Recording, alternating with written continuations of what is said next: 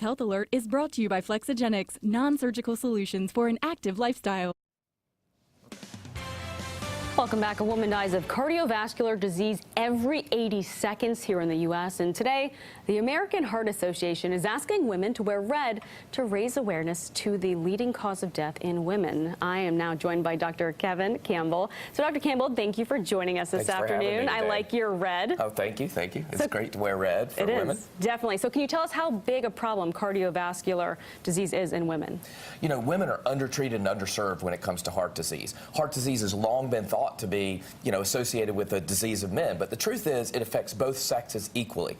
However, men tend to be treated more aggressively and get treated earlier in their disease. Women present later and have more extensive disease, and actually more women than men die every year in the United States of heart disease. So what are the symptoms in women? Because they can be different. That's exactly right. You know, women, heart disease symptoms can be quite vague and nonspecific. Traditional symptoms like chest pain, shortness of breath, sweating, nausea, pain in the arm or neck happen in women, but women may also experience more vague symptoms, such as, a feeling of dread, nausea, flu-like illness, fatigue, anxiety, or pain in the back. So it can be really hard to sort this out. Definitely. So what are some things we can do to address this problem so it can save more lives? You know, the most important thing we can do is educate both patients, families, and doctors to the risks that women face from heart attack and stroke. Make sure women know that their greatest health risk is, in fact, from heart disease, not from uterine or breast cancer. Make sure women take control of their own cardiac health. They really need to understand their risk and work with their healthcare provider to modify those risk factors. And it's so important to take care of yourself. Can you tell us a little bit about the book here? Yeah, so this is a book on women and cardiovascular disease that I wrote a couple of years ago, and it was inspired by my daughter, who has type 1 diabetes, and that's a risk factor for heart disease.